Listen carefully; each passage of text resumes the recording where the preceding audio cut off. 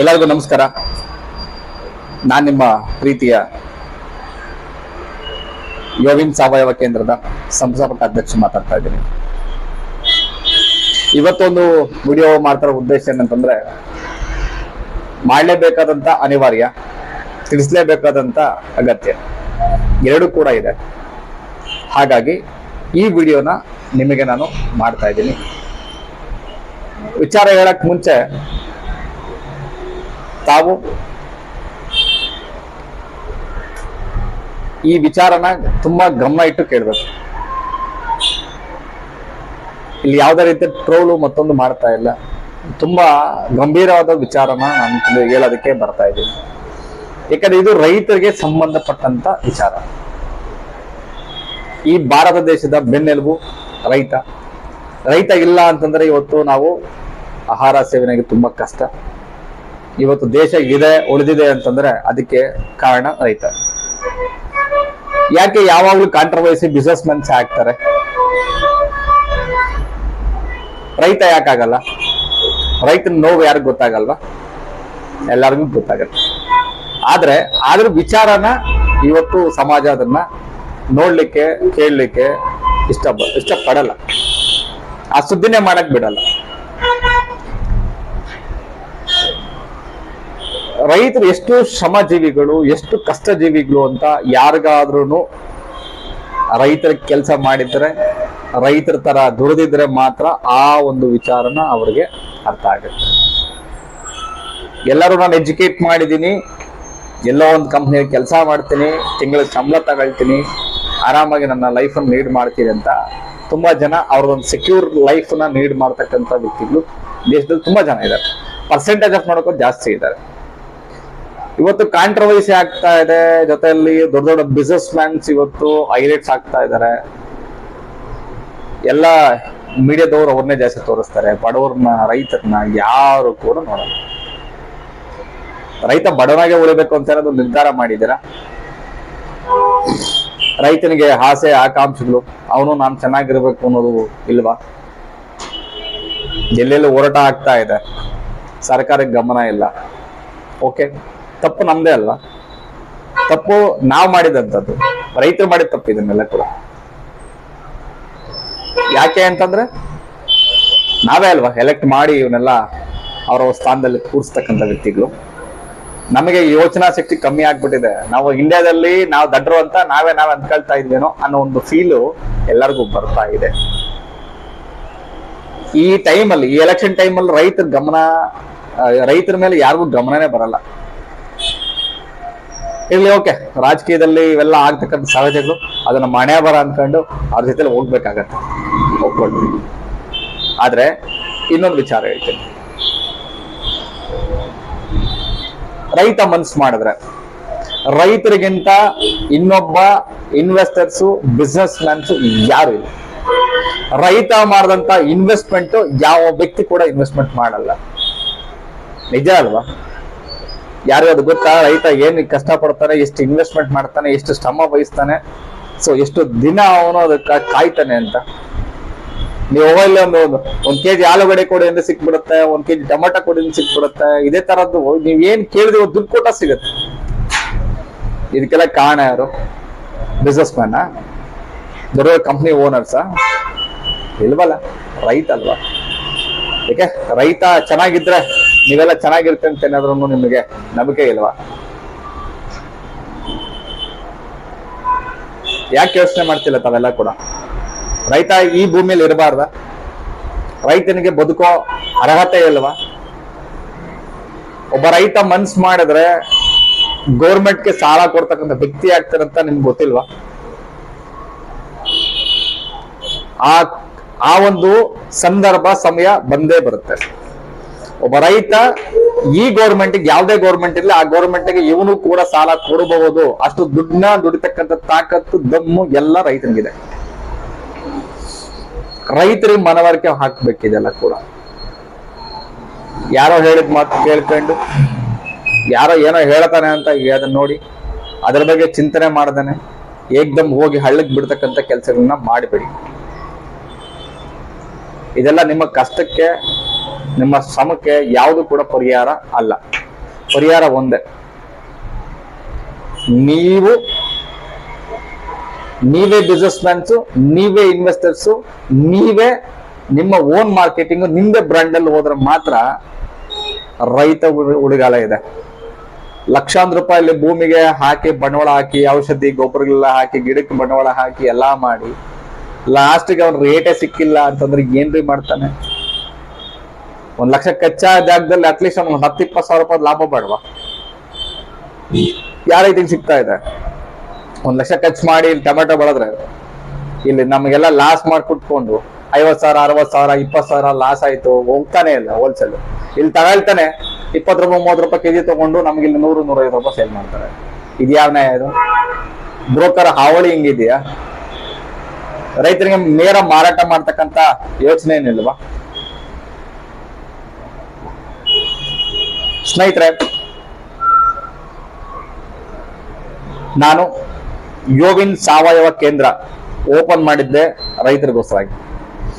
ರೈತರಿಂದ ಒಳ್ಳೆ ಆಹಾರ ಬೆಳೆನ, ಪೌಷ್ಟಿಕ ಆಹಾರ ಬೆಳೆನ ತೆಗಿಬೇಕು, ಬೆಳೆಸ್ಬೇಕು, ಅದನ್ನ ಸರ್ವಿಸ್ ಮಾಡಬೇಕು, ಆ ಬೆಳೆಗೆ ಅವನೇ ಬ್ರಾಂಡ್ ಅಂಬಾಸಿಡರ್ ಹಾಕ್ಬೇಕು ಅನ್ನೋದು ಏನ್ ಇಟ್ಕೊಂಡೆ ಈ ಒಂದು ಸಂಸ್ಥೆನ ನಾನು ಸ್ಟಾರ್ಟ್ ಮಾಡಿದ್ದೆ. ನಮ್ಮ ಸರ್ವಿಸು ಇನ್ನು ಮುಂದೆ ಪ್ರತಿ ಪಂಚಾಯಿತಿಯಲ್ಲೂ ಕೂಡ ಶುರುವಾಗ್ತಾ ಇದೆ. ಒಂದು ಪಂಚಾಯಿತಿಗೆ ನಾನು 250ರಿಂದ 300 ರೈತರಿಗೆ ಮಾತ್ರ ನಾನು ಅವಕಾಶ ಕೊಡ್ತೀವಿ. ಈ ಅವಕಾಶ ಸಾವಯವ ಕೃಷಿ ಮಾಡ್ತಕ್ಕಂಥ ರೈತರಿಗೆ ಮಾತ್ರ ಈ ಆದ್ಯತೆನ ನಾನು ಕಲ್ಪಿಸ್ಕೊಡ್ತೇನೆ. ಬೇರೆ ವ್ಯಕ್ತಿಗಳಿಗೆ ಯಾವುದೇ ಕಾರಣಕ್ಕೂ ನಾನಿಲ್ಲ. 250ರಿಂದ 300 ರೈತರದು ಸ್ಥಾನ ಫಿಲ್ ಆಯ್ತು ಅಂತಂದ ಮೇಲೆ ನೆಕ್ಸ್ಟ್ ಒಂದು ಮೆಂಬರ್ನು ಕೂಡ ನಾನು ಯಾವುದೇ ಕಾರಣಕ್ಕೂ ಇಲ್ಲಿ ಟ್ರೇಡ್ ಮಾಡಲ್ಲ. ಎಲ್ಲರೂ ಕೆಮಿಕಲ್ ಬಿಟ್ಟು ಎಷ್ಟು ದಿನ ಅಂತ ಬದುಕ್ತಿರತ್ತೆ, ಅವೆಲ್ಲ ಕೂಡ ಕೆಮಿಕಲ್ ಹಾಕಿ ಕೆಮಿಕಲ್ ಫುಡ್ ತಿಂದು ನೀವು ಬದುಕಕ್ಕಾಗದೆ ಇನ್ನೊಬ್ಬನ್ನು ಬದುಕಕ್ ಬಿಡದೆ ಯಾಕೆ ಈ ತರ ಮಾಡ್ತೀರಾ? ಸಮಾಜದಲ್ಲಿ ಆರೋಗ್ಯ ಮುಖ್ಯ, ದುಡ್ಡಿದೆ ಸಾಲದು, ಆರೋಗ್ಯ ಇರಬೇಕು. ಆರೋಗ್ಯನೇ ಇಲ್ಲ ಅಂದ್ಮೇಲೆ ಮತ್ತೆ ಎಷ್ಟು ದುಡ್ಡಿದ್ರೆ ಏನ್ ಸುಖ? ಆರೋಗ್ಯ ದೃಷ್ಟಿಯಿಂದ ಆದ್ರೂ ಸಾವಯವ ಕೃಷಿನ ಮಾಡುವಂತದ್ದು ಸಂದರ್ಭ ಬರ್ಲಿ ಅಂತ ನಾನು ಖುಷಿ ಪಡ್ತೀನಿ. ಅದಕ್ಕೆ ಯೋವಿನ್ ಸಾವಯವ ಕೇಂದ್ರ ಅಂತಾನೆ ಓಪನ್ ಮಾಡಿದೀವಿ. ನಿಮ್ಗೆ ವಿಶೇಷವಾದಂತ ಸೂಚನೆ ಕೊಡ್ತೀನಿ, ಒಂದು ಒಳ್ಳೆ ಆಪರ್ಚುನಿಟಿ ಕೊಡ್ತೀನಿ ರೈತರಿಗೆ, ಸದುಪಯೋಗ ಪಡಿಸ್ಕೊಡಿ. ಇಲ್ಲಿ ನಾನು ಬದುಕಬೇಕು ಅಂತ ಬಂದಂತ ವ್ಯಕ್ತಿ ಅಲ್ಲ, ಬದುಕಕ್ 100 ದಾರಿ ಇದೆ. ಆದ್ರೆ ಇಲ್ಲಿ ಇರ್ತಕ್ಕಂಥ ಅವಕಾಶಗಳಿರ್ಬೋದು, ಸಮಯ ಸಂದರ್ಭ ಆಗಿರಬಹುದು, ಎಷ್ಟೋ ವಿಚಾರಗಳಾಗಿರಬಹುದು, ಇವೆಲ್ಲ ಕೂಡ ಒಂದು ಬೇರೆ ದಾರಿಯಲ್ಲಿ ಹೋಗ್ತಾ ಇದೆ.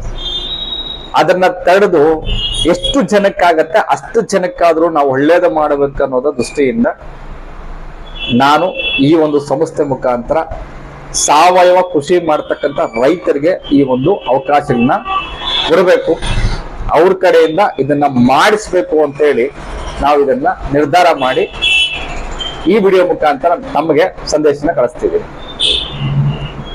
ಇಲ್ಲಿ ಯಾರು ಕೂಡ ಯಾವ ರಾಜಕೀಯ ವ್ಯಕ್ತಿ ಆಗಿರ್ಬೋದು, ಯಾರೇ ಆಗಿರ್ಬೋದು, ನಿಮ್ಮ ಅಣ್ಣ ತಮ್ಮ ಯಾರು ಬರಲ್ಲ.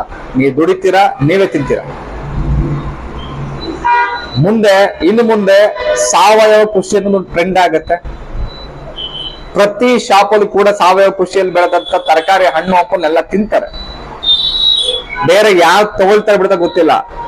ರೈತ ನಮ್ ಜೊತೆಲಿ ಬರ್ತಾನೆ ಅಂತ ರೆಡಿ ಇದ್ರೆ ಆ ರೈತನಿಗೆ ಸಂಪೂರ್ಣ ಮಾಹಿತಿ ಕೊಡೋದ್ರ ಮುಖಾಂತರ, ಸೇವೆಗಳನ್ನ ಸಲ್ಲಿಸೋದ್ರ ಮುಖಾಂತರ, ಬಿತ್ತನೆ ಬೀಜ ಆಗಿರ್ಬೋದು, ಸಸಿ ಆಗಿರ್ಬೋದು, ಗಿಡಗಳಾಗಿರ್ಬೋದು, ಬೇಕಾದಂತ ಎಲ್ಲಾ ವ್ಯವಸ್ಥೆಗಳು ಕೂಡ ನಮ್ಮ ಸಂಸ್ಥೆ ಕಡೆಯಿಂದ ನಮ್ಮ ಸದಸ್ಯರು, ನಮ್ಮ ಮೆಂಬರ್ಸ್ ಏನಿರ್ತಾರೆ, ನಮ್ಮ ಸಂಸ್ಥೆಯಲ್ಲಿ ಕೆಲಸ ಮಾಡ್ತಕ್ಕಂಥ ಮೆಂಬರ್ಸ್ ಯಾರಿರ್ತಾರೆ, ಆ ಮೆಂಬರ್ಸ್ ಎಲ್ಲಾ ರೈತರ ಪರವಾಗಿ ನಿಂತು ಅವರಿಗೆ ಸೇವೆಗಳನ್ನ ಒದಗಿಸ್ತಾರೆ.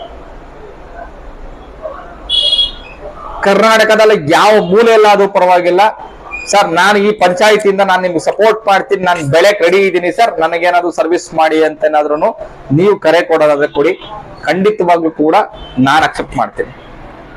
ಪ್ರತಿ ಪಂಚಾಯತಿಯಲ್ಲೂ ಕೂಡ 300 ಜನಕ್ಕೆ ಅವಕಾಶ ಕೊಡ್ತೀನಿ ನಾನು. ಈ ಅವಕಾಶ ಎಲ್ಲಾನು ಸದುಪಯೋಗ ಪಡಿಸ್ಕೊಳ್ಳಿ. ಏನ್ ಸರ್ ನೀವು ಬರೀ ಅವಕಾಶ ಕೊಡ್ತಾ ಇದ್ದೀರಾ, ನಾವು ನೀವು ಹೇಳದಂಗೆಲ್ಲ ಮಾಡಿಬಿಡ್ತೀವಿ, ನಮ್ಗೆ ರೇಟ್ ಸಿಗುತ್ತಾ, ಯಾರು ತಗೊಳ್ತಾರೆ ಸರ್, ಇದನ್ನ ಯಾರು ತಿಂತಾರೆ ಅನ್ನೋ ಕ್ವಶನ್ಸ್ ಕೂಡ ಇರುತ್ತೆ. ಸೊ ಹಾಗಾಗಿ ಯಾರು ತಲೆ ಕೆಡ್ಸ್ಕೊಳ್ಳೋ ಅವಶ್ಯಕತೆ ಇಲ್ಲ, ಎಲ್ಲವೂ ಕೂಡ ಸಿದ್ಧತೆಗಳಿದ್ದಾವೆ. ನಮ್ಮ ಸಂಸ್ಥೆ ಕಡೆಯಿಂದ ಯೋವಿನ್ ಸಾವಯವ ಕೇಂದ್ರ ಅಂತಾನೆ ತರಕಾರಿ ಮತ್ತು ಹಣ್ಣುಗಳ ಮಳಿಗೆಗಳನ್ನ ನಾವು ಪ್ರತಿ ಡಿಸ್ಟಿಕ್ ಅಲ್ಲೂ ಕೂಡ ನಾವು 70 ರಿಂದ 80 ಸ್ಟಾಲ್ಸ್ ನಾವು ಈಗ ಓಪನ್ ಮಾಡ್ತಾ ಇದ್ದೀವಿ, ಶುರುವಾಗ್ತಾ ಇದ್ದಾವೆ. ಅದು ಫ್ರಾಂಚೈಸಿ ರೂಪದಲ್ಲಿ ಕೊಡ್ತಾ ಇದ್ದೀವಿ. ಸಣ್ಣ ಪುಟ್ಟ ಬಡವರು ನಾನು ಬಿಸ್ನೆಸ್ ಮಾಡ್ತೀನಿ, ನನಗೆ ಓದು ಬರ ಗೊತ್ತಿಲ್ಲ ಅಂದವರು ಕೂಡ ಈ ಅವಕಾಶಗಳನ್ನ ಸದುಪಯೋಗ ಪಡಿಸ್ಕೊಳ್ಳೋದಕ್ಕೆ ಒಳ್ಳೆ ಅವಕಾಶಗಳು ಕೊಡ್ತಾ ಇದ್ದೀವಿ. ಲೋ ಬಜೆಟ್ ಅಲ್ಲೇ ಹೈ ಇನ್ಕಮ್ ನ ಗಳಿಸೋದಕ್ಕೆ ಎಲ್ಲ ಇರುತ್ತೆ. ಟ್ರಾನ್ಸ್ಪೋರ್ಟ್ ಇಂದ ಹಿಡಿದು ರೈತ ಏನ್ ಕೆಲಸ ಮಾಡ್ಬೇಕು, ನಾನು ಹೇಳದಂತ ಬೆಳೆನ, ನನ್ಗೆ ಬೇಕಾದಂತ ಬೆಳೆನ ನೀವು ನಿಮ್ಮ ಭೂಮಿಯಲ್ಲಿ ಸಾವಯವ ರೂಪದಲ್ಲಿ ನೀವು ಬೆಳೆದು ಕೊಟ್ರೆ ಸಾಕು. ನಮ್ಮ ವೆಹಿಕಲ್ಸ್ ಬರ್ತವೆ, ನಾವೇ ಖರೀದಿ ಮಾಡ್ತೀವಿ, ನಾವೇ ತಗೊಂಡ್ಬರ್ತೀವಿ, ತಗೊಂಡು ನಮ್ಮ ಸ್ಟಾಲ್ಸ್ ಹೋಗುತ್ತದು, ಅಲ್ಲಿಂದ ಅಲ್ಲಿ ಸುತ್ತಮುತ್ತ ಗ್ರಾಹಕರಿಗೆ ಅದು ಸಿಗುತ್ತೆ. ಮೊದಲು ಸ್ಥಳೀಯ ಇರತಕ್ಕಂತ ಗ್ರಾಹಕರಿಗೆ, ಜನರಿಗೆ ಈ ಪೌಷ್ಟಿಕ ಆಹಾರ ಸಿಗಬೇಕು ಅನ್ನೋದು ನನ್ನ ಗುರಿ. ನೋಡಿ, ನಮ್ಮ ಗುರಿಗಳು ಏನಂತ ಹೇಳ್ತೀನಿ ನಾನು. ಒಂದು, ಮಾತೃಭೂಮಿನ ರಕ್ಷಣೆ ಮಾಡ್ತಕ್ಕಂಥ ಕೆಲಸ, ಪೌಷ್ಟಿಕ ಆಹಾರ ಪೂರೈಕೆ ಮಾಡುವಂತ ಕೆಲಸ, ರಾಸಾಯನಿಕ ಕೃಷಿ ಮುಕ್ತ ಭಾರತ.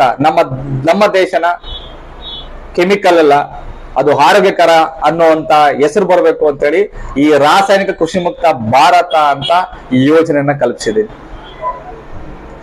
ನನ್ನ ಜೊತೆ ಬರ್ತಕ್ಕಂಥ ರೈತರು, ಯಾರೆಲ್ಲ ರೈತರು ಬರ್ತಾರೆ, ಏನನ್ನ ಬೆಳೆ ಬೆಳಿತೀರ, ನಾವೇನ್ ಸಜೆಸ್ಟ್ ಮಾಡ್ತೀವಿ, ಪ್ರತಿ ಬೆಳೆಗೂ ಕೂಡ ನಿಮಗೆ ನಾನ್ ಸಜೆಸ್ಟ್ ಮಾಡ್ತೀನಿ.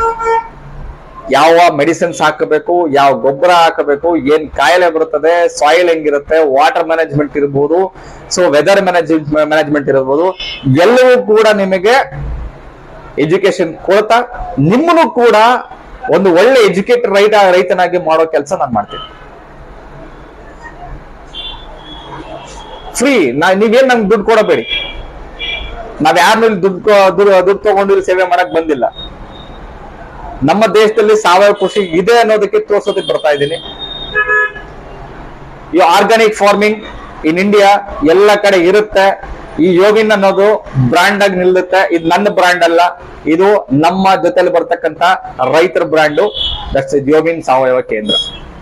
ಈ ಕೇಂದ್ರದ ಮುಖಾಂತರ ನಿಮ್ಮ ಮಕ್ಕಳಿಗೆ ಎಜುಕೇಶನ್ ಪರ್ಪಸ್ ಇರ್ಬೋದು, ಪ್ರತಿಯೊಂದು ಇರ್ಬೋದು, ಎಲ್ಲವೂ ಸಿಗುತ್ತೆ. ಈ ಒಂದು ಅವಕಾಶಗಳನ್ನ ನಿಮಗೆ ರೈತರಿಗೆ ಕೊಡ್ತಾ ಇದ್ದೀವಿ. ಇನ್ನೊಂದು ವಿಚಾರ, ನೀವು ಕೆಮಿಕಲ್ ಬೆಳಿತಾ ಇದ್ದೀರಾ, ಈಗಲೇ ಅರ್ಥ ಮಾಡ್ಕೊಳ್ಳಿ. ಇನ್ನು ಮುಂದೆ ಆ ಒಂದು ಸಾಯಿಲ್ ಅಲ್ಲಿ ನೀವೇನು ಬೆಳಿಲಿಕ್ಕೆ ತುಂಬಾ ಕಷ್ಟ ಆಗುತ್ತೆ. ಈಗಲೇ ಬದಲಾಗಿ, ಯಾಕಂದ್ರೆ ಆಲ್ರೆಡಿ 20 ವರ್ಷ 30 ವರ್ಷ ನೀವು ಕೆಮಿಕಲ್ ಹಾಕಿ ಬೆಳೆದಂತ ಭೂಮಿಯಲ್ಲಿ ಸೊ ಎಷ್ಟಂತ ಹಾಕ್ತೀರಾ ಕೆಮಿಕಲ್ಸ್, ಕಷ್ಟ ಆಗುತ್ತಲ್ವಾ. ಅದಕ್ಕೊಂದು ಸಮಯ ಬರುತ್ತೆ, ಬೆಳೆ ತೆಗೆಯಕ್ಕಾಗಲ್ಲ, ಲಾಸ್ ಮಾಡ್ಕೊಂತೀರಾ, ರೋಗ ಬರ್ತದೆ, ಗಿಡ ಸಾಯ್ತಾ ಇರ್ತದೆ, ಮಾರ್ಕೆಟ್ ಅಲ್ಲಿ ಅದು ಸೇಲ್ ಆಗಲ್ಲ. ಎಲ್ಲ ಕೇಳ್ತಾ ಇದ್ದಾರೆ, ಸರ್ ಟೊಮೊಟೊ ಯಾಕೆ ಸರ್ ಸೀಸನ್ ಇದ್ರು ಕೂಡ ನಮ್ಗೆ ರೇಟ್ ಸಿಗ್ತಲ್ಲ ಸರ್? ಯಾಕೆ ಸಿಗುತ್ತೆ? ನೀವು ಬೆಳೆಯೋ ತರಕಾರಿ ಕ್ವಾಲಿಟಿ ಇಲ್ವಾ? ಒಂದು ದಿನ ಎಕ್ಸ್ಪೋರ್ಟ್ ಮಾಡಕ್ ಆಗ್ತಾ ಇಲ್ಲ, ಕೊಳ್ತು ಹೋಗ್ತಾ ಇದೆ, ಇಲ್ಲಿ ರೇಟ್ ಎಲ್ಲಿ ಸಿಗುತ್ತೆ? ಅದೆಲ್ಲ ಬೇಡ. 1 kg ಟೊಮೆಟೊ ನಾವು ಮನೆ ತಗೊಂಡೋದ್ರೆ ಬೆಳಗ್ಗೆ ಸಂಜೆ ಒಳಗಡೆ ಕಾಯಿ ಬಾಡೋಗುತ್ತೆ ಸರ್. ನಾನು ಒಂದು 50-60 ರೂಪಾಯಿ ಕೊಟ್ಟು ಕೆಜಿ ತಗೊಂಡು ಮನೆ ತಗೊಂಡೋದ್ರೆ 1 ಹಣ್ಣು 2 ಹಣ್ಣು ಯೂಸ್ ಮಾಡಿರ್ತೀವಿ ಸಾಂಬಾರ್ಗೆ. ಇನ್ ಮಿಕ್ಕಿದ ಹಣ್ಣೆಲ್ಲ ಅಲ್ಲಿ ಕೊಳ್ತೋಗ್ಬಿಟ್ಟು ಡ್ಯಾಮೇಜ್ ಆದ್ರೆ ಲಾಸ್ ಆಗಲ್ವಾ ಸರ್ ನನಗೆ? ಬೆಳೆದಂತ ರೈತ ತಗೊಂಡ ಲಾಸ್ ಮಾಡ್ಕೊಂಡ್ರೆ ಲಾಸ್ ಆಗಲ್ವಾ? ಇನ್ನ ಪಾಪ ದಿನ ಕೂಲಿ ಮಾಡ್ತಕ್ಕಂಥ ವ್ಯಕ್ತಿಗಳು ಏನಾಗ್ಬೇಕು? ಈ ದೇಶದಲ್ಲಿ ಎಲ್ಲವೂ ಕೂಡ ಹೈ ಅಲ್ಲಿ ಬೆಳೀತಾ ಇದೆ ರೇಟ್ಗಳು. ಪ್ರತಿಯೊಂದು ಬೆಳೆ ಮೇಲೂ ನಾವು GST ಕಟ್ತಾ ಇದೀವಿ, ಟ್ಯಾಕ್ಸ್ ಕಟ್ತಾ ಇದೀವಿ, ಎಲ್ಲ ಮಾಡ್ತಾ ಇದೀವಿ ಅಲ್ವಾ? ಏನೇನಕ್ಕೂ ಯೂಸ್ ಮಾಡ್ತಾರೆ, ಇನ್ಫ್ರಾಸ್ಟ್ರಕ್ಚರ್ ಯೂಸ್ ಮಾಡ್ತಾರೆ, ಎಲ್ಲ ಯೂಸ್ ಮಾಡ್ತಾರೆ. ರೈತ ಬಿಸಿಲಲ್ಲಿ, ಗಾಳಿಯಲ್ಲಿ, ಮಳೆಯಲ್ಲಿ ನಿಂತು 3 ತಿಂಗಳು 6 ತಿಂಗಳು ವರ್ಷ ನಿಂತ್ಕೊಂಡು ಬೆಳೆದು ತರಕಾರಿ ಹಣ್ಣು ಹಂಪನೆಲ್ಲ ಕೊಡ್ತಾನ. ಅವ್ನಿಗೆ ಏನ್ ಸರ್ ಮಾಡ್ತಾ ಇದ್ದೀವಿ? ದೇಶ ಇದಕ್ಕೆ ಇರೋದು. ನಾವು ಬೆಳೆದ ತರಕಾರಿ ಮಾತ್ರ ನಿಮ್ಗೆ ಇನ್ ಟೈಮ್ ಸಿಗ್ಬೇಕು, ಒಳ್ಳೆ ತರಕಾರಿ ಬೇಕು. ರೈತನ ಇಟ್ಕೊಂಡು ಎಷ್ಟೋ ಜನ ಬಿಸ್ನೆಸ್ ಮಾಡ್ತಾ ಇದ್ದಾರೆ. ಎಷ್ಟು ಸೂಪರ್ ಮಾರ್ಕೆಟ್ಸ್ ಇಲ್ಲ, ಎಷ್ಟು ತರಕಾರಿ ಮಾರ್ಕೆಟ್ಸ್ ಇಲ್ಲ, ಎಷ್ಟು ATM ಸಿಗ್ಲಿಲ್ಲ ಇಲ್ಲಿ, ಎಷ್ಟು ಬೀದಿ ಬದಿಗಳಲ್ಲಿ ಇವತ್ತು ತರಕಾರಿ ಹಣ್ಣ ಬಂಡಿಗಳಿಲ್ಲ. ಜನ ಮಾಡ್ತಿಲ್ವಲ್ಲ ಕೂಡ, ಯಾರು ನಂಬ್ಕೊಂಡು ಮಾಡ್ತಾ ಇದ್ದಾರೆ? ರೈತನ ಬೆಳೆದಂತ ಬೆಳೆ ನಂಬ್ಕೊಂಡು ಇವತ್ತು ಜೀವನ ಮಾಡ್ತಾ ಇದ್ದಾರೆ. ಈ ತರ ಇದೆ ಅಲ್ವಾ? ಯಾರಿಗಾದ್ರೂ ಕನ್ಸೆಂಟ್ ಇದು ಅಟ್ಲೀಸ್ಟ್ ಒಂದು ಫೀಲ್ ಆದ್ರೂ ಇದೆಯಾ ಹೋಗ್ಲಿ? ರೈತರಿಗೆ ಒಂದು ರೆಸ್ಪೆಕ್ಟ್ ಕೊಡ್ಬೇಕು ಅಂತ. ಗೌರ್ಮೆಂಟ್ ಇಲಾಖೆಗಳಲ್ಲಿ ರೈತ ಹೋದ್ರೆ ರೈತರಿಗೆ ಬೆಲೆ ಇಲ್ಲ, ಏನೋ ಅಂತ ಚೀಪಾಗಿ ನೋಡ್ತಾರೆ. ಇರೋ ಲೆಕ್ಕದಲ್ಲಿ ಬೆಲೆ ಅವ್ರಿಗೆ ಕೊಡ್ಬೇಕ್ರಿ, ಬೇರೆಯವ್ರಿಗೆಲ್ಲ. ರೈತನಿಗೆ ಬೆಲೆ ಕೊಡಿ, ನೀವು ಚೆನ್ನಾಗಿರ್ತೀರ, ಎಲ್ಲರೂ ಚೆನ್ನಾಗಿರ್ತಾರೆ. ಅದಕ್ಕೆ ನಾವೊಂದು ನಿರ್ಧಾರ ಮಾಡಿದೀವಿ. ನಮ್ಮ ಯೋವಿನ್ ಸಾವಯವ ಕೇಂದ್ರದಿಂದ ಯಾರೆಲ್ಲ ರೈತರು, ನಾವ್ ಏನ್ ಇವತ್ತು 300 ಜನ ನಾವು ಆಯ್ಕೆ ಮಾಡ್ಕೊಂತ ಇದೀವಿ, ನನ್ನ ರೈತರಿಗೆ ಸರ್ವಿಸ್ ನ ಕೊಡೋಕೆ ಸ್ಟಾರ್ಟ್ ಮಾಡ್ತಾ ಇದೀವಿ. ಓಕೆನಾ? ಪ್ರತಿ ಬೆಳೆನೂ ಕೂಡ ಬೆಳೆಸ್ತೀವಿ. ಮಲ್ಟಿ ಟಾಸ್ಕ್ ಅಲ್ಲಿ ನಿಮ್ಗೆಲ್ಲ ಕೂಡ ನಿಮ್ಮ ಸಾಯಿಲ್ ಅಲ್ಲಿ ಮಲ್ಟಿ ಪರ್ಪಸ್ ತರಕಾರಿಗಳೆಲ್ಲ ಬೆಳೆಸ್ತೀವಿ ನಾವೆಲ್ಲ ಕೂಡ. ಒಂದ್ರ ಲಾಭ ಅಲ್ಲ ನಿಮಗೆ, ಎಲ್ಲರಿಗೂ ಲಾಭ ಸಿಗ್ಬೇಕು. ನಿಮಗೆ ನೀವು ಬೆಳೆದಂತ ತರಕಾರಿ ನಿಮಗೆ ಅದು ರೇಟ್ ಸಿಗ್ಬೇಕು, ಒಂದು ಒಳ್ಳೆ ಪ್ರೈಸಿಂಗ್ ಅಲ್ಲಿ. ಮಾರ್ಕೆಟ್ ಅಲ್ಲಿ ಅಪ್ ಅಂಡ್ ಡೌನ್ ಏನೇ ಆಗ್ಲಿ, ಆದ್ರೆ ಒಂದು ಫಿಕ್ಸ್ಡ್ ಇರತಕ್ಕಂತ ಅಮೌಂಟ್ ಅನ್ನು ನಿಮಗೆ ನಾವು ಸಿಗೋ ತರ ಮಾಡ್ತೀವಿ. ನನ್ನ ರೈತರು, ನಾನಿವತ್ತು ನನ್ನ ಸಂಸ್ಥೆಯಲ್ಲಿ ಬರ್ತಕ್ಕಂಥ ನನ್ನ ರೈತರಿಗೆ ಯಾವುದೇ ಕಾರಣಕ್ಕೂ ಲಾಸ್ ಆಗೋದಕ್ಕಾಗ್ಲಿ ಸಾಲ ಆಗೋದಕ್ಕಾಗ್ಲಿ ನಾನ್ ಬಿಡಲ್ಲ. ನನ್ ಮೇಲೆ ಕಾನ್ಫಿಡೆನ್ಸ್ ಇದೆಯಾ? ನನ್ ಮೇಲೆ ನಂಬಿಕೆ ಇದೆಯಾ? ನಾ ಹೇಳೋ ಮಾತ್ ಮೇಲೆ ನಿಮಗೆ ನಂಬಿಕೆ ಇದೆಯಾ? ಕೈ ಜೋಡ್ಸಕ್ ಅಡಿಗಿದ್ದೀರ ತಾವೆಲ್ಲ ಕೂಡ? ಬನ್ನಿ ಎಲ್ಲ ಸೇರೋಣ, ಈ ದೇಶನ ಸಾವಯವ ಕೃಷಿ ಇದೆ ಅಂತ ಪ್ರೂವ್ ಮಾಡೋಣ. ನಿಮ್ಗೇನ್ ಬೇಕು? ನೀವು ಬೆಳೆಯೋ ತರಕಾರಿಗೆ ರೇಟ್ ಬೇಕು, ಆರ್ಥಿಕವಾಗಿ ಚೆನ್ನಾಗಿರ್ಬೇಕಲ್ವಾ? ಎಸ್, ನೀವು ಚೆನ್ನಾಗಿರ್ತೀರ. ನಾನು ಹೇಳ್ತಾ ಇದ್ದೀನಿ, ನೀವು ಚೆನ್ನಾಗಿರ್ತೀರ. ರೈತರು ನಂಬರ್ 1 ಹಾಗೆ ಆಗ್ತಾರೆ. ರೈತರು ಈ ಒಂದು ದೇಶದಲ್ಲಿ ಸಾಹುಕಾರರು, ರಿಚ್ ಪೀಪಲ್ ಅಂತ ಹಾಗೆ ಆಗ್ತಾರೆ.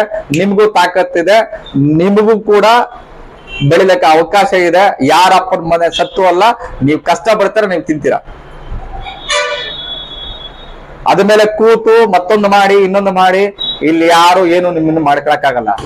ರೈತ ಒಂದಾದ್ರೆ, ರೈತ ರೆಡಿ ಆದ್ರೆ ಎಲ್ಲಾ ಬಿಸ್ನೆಸ್ ಮ್ಯಾನ್ಸ್ ಕೂಡ ಇವತ್ತು ಹಳ್ಳಕ್ ಬಿಡುವಂತ ಸಿಚುವೇಶನ್ ಆಗುತ್ತೆ. ಇವತ್ತು ಟೆಕ್ನಾಲಜಿ ತುಂಬಾ ಬೆಳೆದಿದೆ, ಇಲ್ಲ ಅಂತ ಹೇಳ್ತಾ ಇಲ್ಲ. ಟೆಕ್ನಾಲಜಿ ಹೊಟ್ಟೆ ಇಲ್ಲ ಅದಕ್ಕೆ, ಹಸಿವಿಲ್ಲ ಅದಕ್ಕೆ, ಫೀಲಿಂಗ್ಸ್ ಇಲ್ಲ, ಏನಿಲ್ಲ ಕೂಡ. ಇರೋದು ಮನುಷ್ಯನಿಗೆ, ಮಾನವ ಜನ್ಮಕ್ಕೆ ಇರೋದು, ಪ್ರಾಣಿಗಳಿಗೆ ಇರೋದು. ಎಷ್ಟಂತ ಕೆಮಿಕಲ್ ಹಾಕಿ ಹೊಡಿತೀರಾ ನೀವೆಲ್ಲ ಕೂಡ. ಪಕ್ಷಿಗಳು ಇಲ್ಲ, ಪ್ರಾಣಿಗಳಿಲ್ಲ ಇವತ್ತು. ದನಕರು ಸಾಕ್ತಕ್ಕಂತ ರೈತ ಇಲ್ಲ ಇವತ್ತು. ತರ ಪರಿಸ್ಥಿತಿ ಸಿಕ್ಕಾಪಟ್ಟೆ ಆಗ್ತಾ ಇದಾವೆ. ನಿಮ್ಮ ಯೋಚನೆ ಮಾಡ್ಕೊಳ್ಳಿ. ಯಾಕೆ ಸರ್ ಪ್ರತಿ ಮನೆಯಲ್ಲೂ ಕೂಡ ಆರೋಗ್ಯ ತೊಂದರೆ ಇಲ್ವಾ? ಎಲ್ಲಾರ ಮನೆಯಲ್ಲೂ ಕೂಡ BP ಶುಗರ್ ಪೇಷಂಟ್ಸ್ ಇಲ್ವಾ? ಎಲ್ಲಿಂದ ಬರ್ತಾ ಇದೆ BP ಶುಗರ್ ಪೇಷಂಟ್? ಹಾಸ್ಪಿಟ್ಲ್ಗೆ ಹೋಗಿ ಇವತ್ತು 10 ನಿಮಿಷ 20 ನಿಮಿಷಕ್ಕೆ ಒಬ್ಬೊಬ್ಬ ಹಾರ್ಟ್ ಅಟ್ಯಾಕ್ ಪೇಷಂಟ್ ಬಂದು ಹೋಗ್ತಾ ಇದ್ದಾನೆ. ಕಿಡ್ನಿ ಪೇಷಂಟ್, ಫೇಲ್ಯೂರ್ ಪೇಷಂಟ್ ಬಂದು ಹೋಗ್ತಾ ಇದ್ದಾರೆ. ಕ್ಯಾನ್ಸರ್ ಪೇಷಂಟ್ಸ್ ಬೇಕು ನಿಮಗೆ, ತೋರಿಸ್ತಾ ಇದಾರ.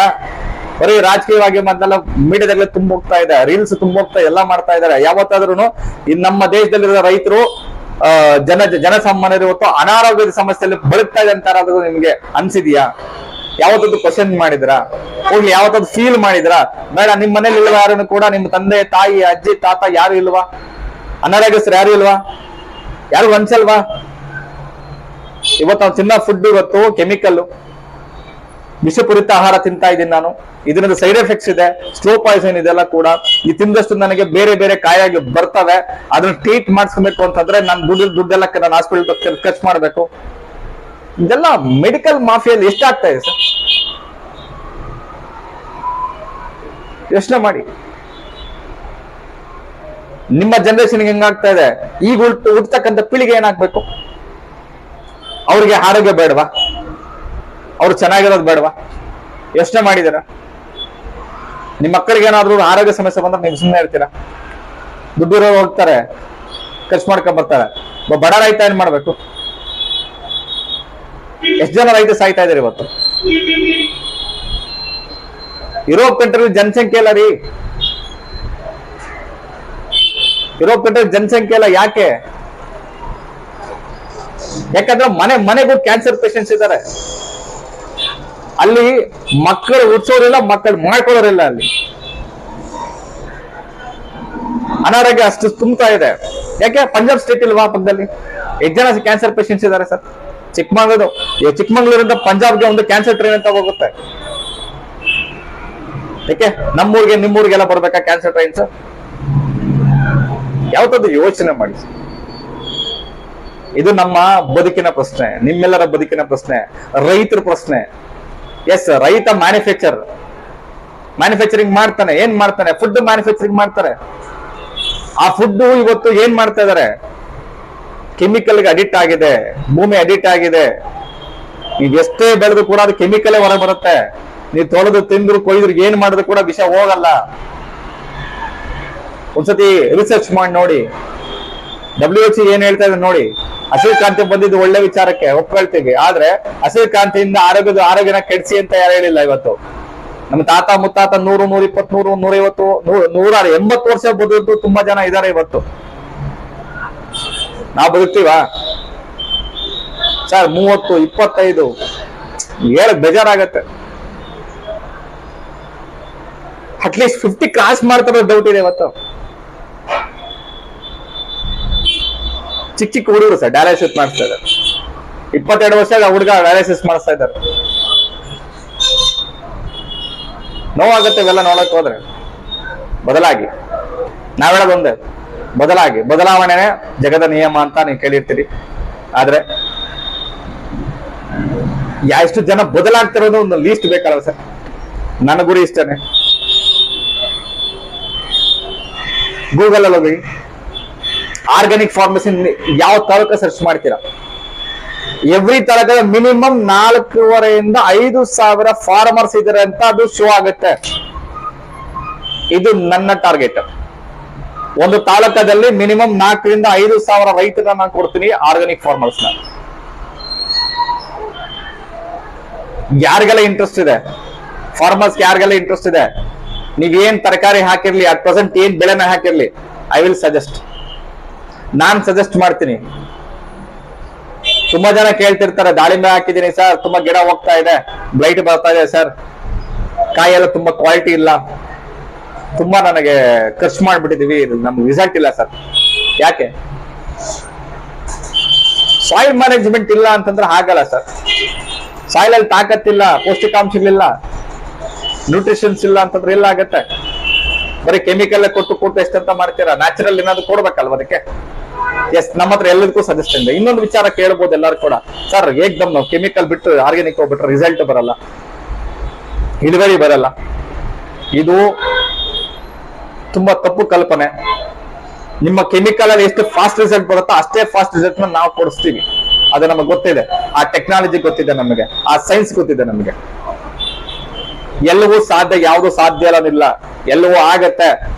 ನೀವೊಂದ್ಸತಿ ಅನ್ಕೊಳ್ಳಿ, ಬಡ ರೈತ ಅನ್ಕೊಳ್ಳಿ, ಇವತ್ತು ನಾನೊಬ್ಬ ಶ್ರೀಮಂತ ಅನ್ಕೊಳ್ಳಿ, ನಾನೊಬ್ಬ ರಿಚ್ ಪರ್ಸನ್ ಅನ್ಕೊಳ್ಳಿ, ನೀವು ಹಾಗೇ ಆಗ್ತೀರಾ. ನೀವು ಡಿಸೈಡ್ ಮಾಡಿ, ಈ ಬೆಳೆಯಲ್ಲಿ 100% ನಾನು ಇಷ್ಟು ಲಕ್ಷ ಗಳಿಸ್ತೀನಿ ಅಂತ ಡಿಸೈಡ್ ಮಾಡಿ ನೀವು ಗಳಿಸ್ತೀರಾ. ಡೌಟ್ ಮೇಲೆ ಯಾವ ಕೆಲಸನ ಮಾಡಬೇಡಿ. ದೇವರೊಬ್ಬ ಇದ್ದಾನೆ, ಕೊಡೋದು ಮಾಡೋ ಕೆಲಸ ನಿಮ್ದು, ಕೊಡೋದು ಹೌದು ಅಲ್ವಾ? ಖಂಡಿತವಾಗ್ಲೂ ನೀವೆಲ್ಲ ಕೂಡ ಚೆನ್ನಾಗಿರ್ತೀರಾ. ಆ ಖುಷಿ ನನಗಿದೆ. ನೀವು ಚೆನ್ನಾಗಿರ್ಬೇಕು ಅಂತಾನೆ ನಾನು ಈ ಸಂಸ್ಥೆನ ಸ್ಟಾರ್ಟ್ ಮಾಡಿರೋದು. ನನ್ಗೆ ತುಂಬಾ ಹೆಮ್ಮೆ ಇದೆ. ನಾನ್ ದೇಶಕ್ಕಾಗಿ ಏನಾದ್ರು ಒಂದು ಸೇವೆ ಮಾಡ್ತಾ ಇದೆ ಅಂತ ತುಂಬಾ ಹೆಮ್ಮೆ ಇದೆ. ಯಾಕಂದ್ರೆ ನಮ್ಮ ಭಾರತ ದೇಶ ಮಣ್ಣು ಒಂದ್ ಕಾಲದಲ್ಲಿ ನಂಬರ್ 1 ಸ್ಥಾನದಲ್ಲಿ ಇತ್ತು, ಇವತ್ತು 10 ಕಿಲ್ದ್ರ ಹೋಗಿದೆ. ಈ ಕಾರಣಗಳು ತುಂಬಾ ಜಾಸ್ತಿ ಇದಾವೆ. ಯುರೋಪ್ ಕಂಟ್ರಿ ತಗೊಬಹುದು, ಗಂಗಾವತಿ ತಗೊಬಹುದು, ಪಂಜಾಬ್ ತಗೊಳ್ಬಹುದು, ಬೇರೆ ಬೇರೆ ಕಂಟ್ರಿ ತಗೊಬಹುದು. ಸರ್ ಎಷ್ಟು ನಮ್ಮ ಕಂಟ್ರಿಗೆ ಇಲ್ಲ ಇದು. ಈ ಕೆಮಿಕಲ್ ಫಾರ್ಮಿಂಗ್ ಎಲ್ಲಿಂದ ಬಂತ? ನಮ್ಮ ಕಂಟ್ರಿದ ಅಲ್ವೇ ಅಲ್ಲ. ಬೇರೆ ಕಂಟ್ರಿಯಲ್ಲಿ ತೂವಂತ ಹೋಗುದಂತ ಒಂದು ಕೆಮಿಕಲ್ಸ್ ನ ಇವತ್ತು ನಾವು ಯೂಸ್ ಮಾಡ್ತಾ ಇದೀವಿ ಅಂತ ನೀವು ಅರ್ಥ ಮಾಡ್ಕೊಳ್ಳಿ. ಬನ್ನಿ ಎಲ್ಲರೂ ಕೈ ಜೋಡಿಸೋಣ, ನೈಸರ್ಗಿಕ ಕೃಷಿನ ಮಾಡೋಣ, ಸಾವಯವ ಕೃಷಿಗೆ ಒತ್ತನ್ನ ಕೊಡಿ, ಪೌಷ್ಟಿಕಾಹಾರನ ನಾನ್ ಬೆಳೆದ ಕೊಡ್ತೀನಂತ ದೃಢ ನಿರ್ಧಾರ ಮಾಡಿ, ಖಂಡಿತವಾಗ್ಲೂ ಈ ಮಣ್ಣು ನಂದು ಇದನ್ನ ನಾನು ಕಾಪಾಡ್ತೀನಂತ ಒಂದು ಹೆಮ್ಮೆಯಿಂದ ಹೇಳಿ, ಖಂಡಿತವಾಗ್ಲೂ ನಮ್ಮ ದೇಶದಲ್ಲಿ ರಾಸಾಯನಿಕ ಕೃಷಿ ಇಲ್ಲವೇ ಇಲ್ಲ ಅಂತ ಡಿಸೈಡ್ ಮಾಡಿ, ನಾವೆಲ್ಲರೂ ಕೂಡ ಸಾವಯವ ಕೃಷಿ ಅಂತ ನೀವು ಡಿಸೈಡ್ ಮಾಡಿ, ನಾನು ಬೆಳಿತಕ್ಕಂಥ ಬ್ರ್ಯಾಂಡ್ ಬೇರೆ ದೇಶದಲ್ಲಿ ಮಾರಾಟ ಆಗ್ತಾ ಇದೆ, ಬೇರೆ ದೇಶದಲ್ಲಿ ತಿಂತಾ ಇದ್ದಾರೆ, ಇವತ್ತು ಎಲ್ಲ ತರಕಾರಿನ ಇಲ್ಲಿಂದ ಅಲ್ಲಿಗೆ ಹೋಗ್ತಾ ಇದೆ ಅಂತ ಡಿಸೈಡ್ ಮಾಡಿ. ಯಾಕಾಗಲ್ಲ ಸರ್? ಯಾತಕ್ಕಾಗಲ್ಲ ಅನ್ನೋದು ನಾನು ನಿಮಗೆ ಹೇಳ್ಕೊಡ್ತೀನಿ. ಯಾರಿಗೂ ಲಾಸ್ ಆಗಲ್ಲ. ನೀವೆಲ್ಲ ಚೆನ್ನಾಗಿರ್ತೀರಾ. ಈ ಖರ್ಚು ಮಾಡೋದಕ್ಕಿಂತ ಇನ್ನೂ ನಿಮಗೆ 30-40% ನಾನು ಉಳಿಸ್ತೀನಿ. ಒಳ್ಳೆ ಇಳುವರಿ ಕಳಿಸಿ. ಇವತ್ತಕ್ಕಿಂತ ಜಾಸ್ತಿ ಇಳುವರಿ ನಿಮಗೆ ಸಿಗುತ್ತೆ. ಇವತ್ತಕ್ಕಿಂತ ನಾಳೆ ನಿಮಗೆ ಒಳ್ಳೆ ರೇಟ್ ಸಿಗುತ್ತೆ. ಯಾವ ರೈತ ಸಾಲಗಾರ ಆಗಲ್ಲ, ಯಾವ ರೈತ ಲಾಸ್ ಆಗಲ್ಲ, ಇದಂತೂ ನನ್ನ ಭರವಸೆ. ಆದ್ರೆ ನೀವು ಕೂಡ ತಿಳ್ಕೊಬೇಕಾದ ತುಂಬಾ ವಿಚಾರಗಳಿದಾವೆ. ಎಜುಕೇಶನ್ ತಗೊಳ್ಳಿ, ಕಲೀರಿ. ನಾನೆಲ್ಲ ಕಲ್ತಿದ್ದೆ ಅಂತ ನಮ್ಮೇ ಅಲ್ಲ, ನನಗೆಲ್ಲ ಗೊತ್ತು ಅನ್ಬೇಡಿ. ನಿಮಗೆ ಗೊತ್ತಿಲ್ಲದೆ ವಿಚಾರ ಸಾಕಷ್ಟು ಇದಾವೆ. ಟೆಕ್ನಾಲಜಿ ತುಂಬಾ ಜಾಸ್ತಿ ಇದೆ ಇವತ್ತೆಲ್ಲ ಕೂಡ. ಹಾಗಾಗಿ ತಾವೆಲ್ಲರೂ ಕೂಡ ನಿರ್ಧಾರ ಮಾಡಿ, ನಾನು ಒಬ್ಬ ಸಾವಯವ ಕೃಷಿಗಾರ, ನಾನು ಸಾವಯವ ಕೃಷಿ ಬಿಟ್ರೆ ನಾನು ಯಾವುದೇ ಕೃಷಿ ಮಾಡಲ್ಲ ಅಂತ ಇವತ್ತು ಡಿಸೈಡ್ ಮಾಡಿ ನಮ್ಮ ಸಂಸ್ಥೆಗೆ ನೀವು ಬರ್ತೀರನ್ನಾಗಿದ್ರೆ I am ready to with. ಜೊತೆಯಲ್ಲಿ ಇನ್ನೊಂದು ವಿಚಾರ ಹೇಳ್ತೀನಿ. ನಮ್ಮ ಸಂಸ್ಥೆ ಕಡೆಯಿಂದ ಸುಮಾರು ಜನಕ್ಕೆ, ಸುಮಾರು ವ್ಯಕ್ತಿಗಳಿಗೆ, ಯಾರು ಡಿಗ್ರಿ PUC ಮಾಡ್ತಕ್ಕಂಥ ವ್ಯಕ್ತಿಗಳಿಗೆ ನಮ್ಮ ಸಂಸ್ಥೆಯಲ್ಲಿ ಉದ್ಯೋಗಾವಕಾಶಗಳು ಇದಾವೆ. ನಿಮ್ಮ ಪಂಚಾಯಿತಿಯಲ್ಲೇ ನೀವು ಇದ್ಕೊಂಡು ಕೆಲಸ ಮಾಡೋದಕ್ಕೆ ನಾನು ಅವಕಾಶ ಮಾಡಿಕೊಡ್ತೀನಿ. ನೀವೇನು ಮಾಡಬೇಕಾಗಿಲ್ಲ. ನಮ್ಮ ಸಾವಯವ ಕೃಷಿ ರೈತರು ಯಾರು ಇರ್ತಾರೆ ಅವರಿಗೆ ನೀವು ಸೇವೆಗಳನ್ನ ಒದಗಿಸಿ ಮಾಡಿ ಸಾಕು. ಸಲ್ಲಿಸಿ ಅವರಿಗೆ. ಇಷ್ಟು ಮಾಡಿದ್ರೆ ಸಾಕು. ನಿಮಗೆ ಒಳ್ಳೆ ಅರ್ನಿಂಗ್ಸ್ ಇರುತ್ತೆ. ಲೈಫ್ ಅಲ್ಲಿ ನೀವು ಸೆಟ್ಲ್ ಆಗ್ತೀರಾ.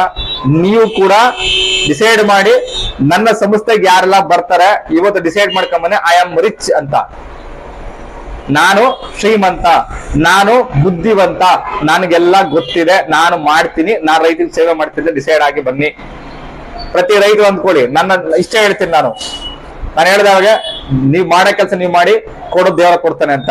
ಅದನ್ನ ಮಾರ್ಕೆಟ್ ನ ಬಿಲ್ಡ್ ಮಾಡೋ ಕೆಲಸ ನಂದು, ನಾನು ಮಾಡ್ಕೊಡ್ತೀನಿ. ಯಾರಿಗೆಲ್ಲ ಆಸಕ್ತಿ ಇದೆ ಖಂಡಿತವಾಗ್ಲೂ ನನ್ನ ಜೊತೆ ಬನ್ನಿ.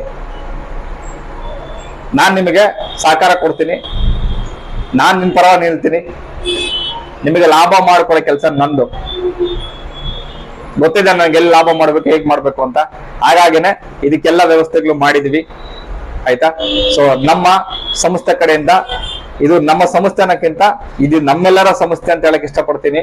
ಇದು ನಾನು ನನಗೋಸ್ಕರ ಮಾಡ್ದಂತಲ್ಲ, ಇದು ನಿಮಗೋಸ್ಕರ, ರೈತರಿಗೋಸ್ಕರ ಮಾಡಿದಂತ ಒಂದು ಸಂಸ್ಥೆ ಇದೆಲ್ಲ ಕೂಡ. ಇದು ಎಲ್ಲರೂ ಕೂಡ ತಿರುಗಿ ನೋಡ್ತಕ್ಕಂಥ ದಿನ ಬರುತ್ತೆ. ಖಂಡಿತವಾಗ್ಲೂ ತಾವೆಲ್ಲ ಚೆನ್ನಾಗಿರ್ತೀರ. ನಾನೇನು ಇವತ್ತು ಪಂಚಾಯತಿಯಲ್ಲಿ 300 ಜನ ನಾನು ಆಯ್ಕೆ ಮಾಡ್ತಾ ಇದ್ದೀನಿ ಅಂತ ಹೇಳ್ತಾ ಇದ್ದೀನಿ. ಈ 300 ಜನಕ್ಕೂ ಕೂಡ ನನ್ನ ಕಡೆಯಿಂದ ಒಳ್ಳೆಯವರಿಗೆ ಅವಕಾಶಗಳು ಸಿಗುತ್ತೆ. ಬರೀ ರೈತ, ನಾನು ಹೇಳ್ತಾ ಇದ್ದೀನಿ, ನನ್ನ ಜೊತೆ ಬರೋ ರೈತರು one of the greatest business mans. ನಿಮ್ಗೆ ಯಾರಿಗೆ ಬಿಸಿನೆಸ್ ಮ್ಯಾನ್ ಆಗ್ಬೇಕು ಅಂತ ಇಂಟ್ರೆಸ್ಟ್ ಇದೆ, ನನ್ನ ಜೊತೆ ಬಂದು ನಾನು ಹೇಳ್ಕೊಡ್ತೀನಿ ಯಾವ ತರ ಬಿಸಿನೆಸ್ ಮಾಡ್ಬೇಕು ಅಂತ. ನಿಮಗೆ ನಾನ್ ಶೋ ಮಾಡ್ತೀನಿ ನಿಮಗೆ, ನೀನ್ ಬಿಸಿನೆಸ್ ಮ್ಯಾನ್ ಹೌದಾ ಇಲ್ಲ ಅಂತ. ನಿಮಗೆ ನಂಬಿಕೆ ಇದೆ, ನಿಮಗೆ ಇಷ್ಟ ಆಯ್ತು ನಾನು ಹೇಳಿದ್ದಂತಂದ್ರೆ, ಎಸ್ ಇವ್ರು ಹೇಳಿದ್ದೆಲ್ಲ ಕರೆಕ್ಟ್ ಇದೆ ಅನ್ಸಿದ್ರೆ ನನ್ನ ಜೊತೆ ಕೈ ಜೋಡಿಸಿ ನನ್ನ ಜೊತೆ ಬನ್ನಿ. ನಾನ್ ನಿಮ್ಮನ್ನ ಓಟ್ ಕೇಳ್ತಲ್ಲ, ಏನು ಕೇಳ್ತಿಲ್ಲ. ಈ ದೇಶಕ್ಕೆ ಆಹಾರನ, ಪೌಷ್ಟಿಕ ಆಹಾರನ ಪೂರೈಕೆ ಮಾಡಿ ಬೆಳೆದು ಕೊಡಿ ಅಂತ ಕೇಳ್ತಾ ಇದ್ದೀನಿ. ನನಗೋಸ್ಕರ ಕೇಳ್ತಿಲ್ಲ. ನಿಮ್ಮೆಲ್ಲರ ಎಷ್ಟೋ ಜನ ಇವತ್ತು ಅನಾರೋಗ್ಯದಲ್ಲಿದ್ದಾರೆ, ವೃದ್ಧರಿದ್ದಾರೆ, ಮಕ್ಕಳಿದ್ದಾರೆ, ಎಲ್ಲರಿಗೂ ಕೂಡ ಇದೆ. ಹಾಗಾಗಿ ಇವರೆಲ್ಲರೂ ಕೂಡ ಸರಿ ಹೋಗ್ಬೇಕು ಆರೋಗ್ಯ ದೃಷ್ಟಿಯಲ್ಲಿ ಅಂತಂದ್ರೆ ಅದು ರೈತ ಒಬ್ಬನಿಂದ ಮಾತ್ರ. ಅದಕ್ಕೆ ಈ ದೇಶದ ಬೆನ್ನೆಲುಬು ರೈತ, ರೈತ, ರೈತ. ಸ್ನೇಹಿತರ, ನನ್ ಯಾವ ಗೌರ್ಮೆಂಟು ಅಲ್ಲ, ನಾನೊಬ್ಬ ಕಾಮನ್ ಮ್ಯಾನ್. ಯಾವ್ದೋ ಪಕ್ಷದಿಂದ ಬಂದ, ಆ ಪಕ್ಷ ಈ ಪಕ್ಷ, ನಾನು ಯಾವ ಪಕ್ಷ ಸೇರಿದವನು ಅಲ್ಲ. ನಾನೊಬ್ಬ ಭಾರತೀಯ, ಕೃಷಿಗೆ ಹೆಚ್ಚು ಒತ್ತನ ಕೊಡ್ತಕ್ಕಂಥ, ಪ್ರೀತಿ ಮಾಡ್ತಕ್ಕಂಥ, ರೈತನ ಪ್ರೀತಿಸ್ತಕ್ಕಂಥ ವ್ಯಕ್ತಿ ನನ್ನ ಅಷ್ಟೇ. ನನ್ನೆಲ್ಲ ಅಣ್ಣ ತಮ್ಮಂದ್ರಿಗೂ ಕೂಡ, ಅಕ್ಕ ತಂಗರಿಗೂ ಕೂಡ ಹೇಳೋದಿಷ್ಟೇನೆ, ನಾನು ಬಂದಿರೋದೆ ಈ ದೇಶಕ್ಕೆ ಪೌಷ್ಟಿಕ ಆಹಾರನ ಪೂರೈಕೆ ಮಾಡೇ ಮಾಡ್ತೀನಿ ಅಂತ ದೃಢ ನಿರ್ಧಾರ ಮಾಡಿ ನಿಂತಿದ್ದೀನಿ. ಬರ್ತೀರಾ ತಾವೆಲ್ಲ ಕೂಡ? ನಿಮಗೆ ಸೇವಿಂಗ್ಸ್ ಮಾಡಿಸೋದು ಗೊತ್ತು, ನಿಮ್ಮ ತರಕಾರಿ ಹಣ್ಣು ಹಂಪಲ ಮಾರ್ಕೆಟ್ ಮಾಡೋದು ಗೊತ್ತು, ನಿಮ್ ಕೈಯಲ್ಲಿ ಬಂಗಾರದ ಬೆಳೆ ಬೆಳೆಸೋದು ಗೊತ್ತು ನನಗೆ.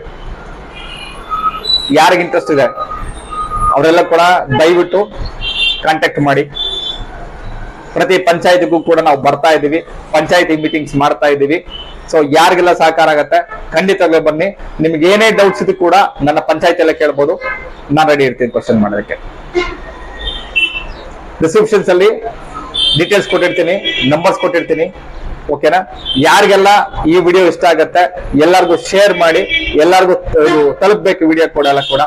ಕರ್ನಾಟಕದಲ್ಲಿ ಮೊದಲ ಕರ್ನಾಟಕಕ್ಕೆ ನಾನು ಬೆಲೆ ಕೊಡ್ತೀನಿ. ಅದರಲ್ಲೂ ನಾನು ಹುಟ್ಟಿದಂತ ಕನ್ನಡಿಗರಿಗೆ, ಕರ್ನಾಟಕದಲ್ಲಿ ನಾನು ಹುಟ್ಟಿದಂತ ನನ್ನ ಊರಿಗೆ ಮೊದಲ ಆದ್ಯತೆ ಎಲ್ಲ ಕಡೆ ನಾನು ಕೊಡ್ತಾ ಇದ್ದೀನಿ. ಸೊ ಹಾಗಾಗಿ ತಾವೆಲ್ಲ ಬನ್ನಿ, ಕೆಲಸ ಮಾಡಿ, ಹಣ ಗಳಿಸಿ, ರೈತರಿಗೆ ಸೇವೆ ಮಾಡಿ. ಅವಕಾಶ ಕೊಡ್ತೀನಿ ನಾನು. ಯಾರೆಲ್ಲ ಅನ್ಎಂಪ್ಲಾಯ್ಸ್ ಇದ್ದಾರೆ, ನಾನು ಡಿಗ್ರಿ ಮಾಡಿದ್ದೀನಿ, ನಾನು PUC ಮಾಡಿದ್ದೀನಿ, ಇಂಜಿನಿಯರ್ ಮಾಡಿದ್ದೀನಿ, ತಲೆ ಕೆಡ್ಸ್ಕೊಂಬಿಡಿ, ಬನ್ನಿ ಎಲ್ಲರೂ ಸೇರೋಣ. ನೀವು ಚೆನ್ನಾಗಿರಿ, ರೈತರು ಚೆನ್ನಾಗಿರ್ಲಿ. ಇಷ್ಟ ಹೇಳ್ತಾ ನಾನು ಮಾತನ್ನ ಮುಗಿಸ್ತೀನಿ. Thank you so much. ಯಾರಿಗಾದ್ರು ಇದನ್ನ ಈ ವಿಡಿಯೋದಿಂದ ನೋವಾಗಿದ್ರೆ ದಯವಿಟ್ಟು ಕ್ಷಮೆ ಇರ್ಲಿ ನನ್ನ ಹತ್ರ. ಯಾಕೆಂತಂದ್ರೆ ಬೇರೆ ಬೇರೆ ಏನಾದ್ರು ಮಾತುಕತೆ ಬಂದಿದ್ರೆ ಬೇಜಾರು ಮಾಡ್ಕೊಂಬಿಡಿ. ಯಾಕಂತಂದ್ರೆ ತುಂಬಾ ನೋವಾಗಿದೆ. ಹಾಸ್ಪಿಟಲ್ಗೆ ಹೋದ ಸಿಕ್ಕಾಪಟ್ಟೆ ನೋವಾಗಿದೆ ನಮ್ಗೆಲ್ಲ ಕೂಡ. ರೈತರ ತೋಟಕ್ಕೆ ಹೋದ ತುಂಬಾ ನೋವಾಗಿದೆ. ರೈತ ಪಡ ಕಷ್ಟ ನೋಡಿದ್ ನೋವಾಗಿದೆ ನನಗೆ. ಹಾಗಾಗಿ ಈ ವಿಡಿಯೋನ ಮಾಡ್ತಾ ಇದ್ದೀನಿ. ದಯವಿಟ್ಟು ನನ್ನಿಂದ ತಪ್ಪಿದ್ರೆ ಕ್ಷಮಿಸಿ, ಕ್ಷಮೆ ಇರ್ಲಿ. ನಾನ್ ನಿಮ್ ಮಗ, ಅಣ್ಣ ತಮ್ಮ ಅಂದ್ಕಳಿ, ಮಕ್ಕಳ ಅಂದ್ಕಳಿ, ದೊಡ್ಡವ್ರಿಗೆಲ್ಲ ಕೂಡ ಓಕೆನಾ. ಸ್ನೇಹಿತ ಅಂದ್ಕಳಿ, ಬೇಕಾದ್ರೆ ತೊಂದರೆ ಇಲ್ಲ. ಸೊ ನಾನ್ ನಿಮ್ಮನ್ನ ಪ್ರೀತಿ ಮಾಡ್ತಾ ಇದ್ದೀನಿ, ನೀವು ನನ್ನ ಪ್ರೀತಿ ಮಾಡಿ. Thank you so much.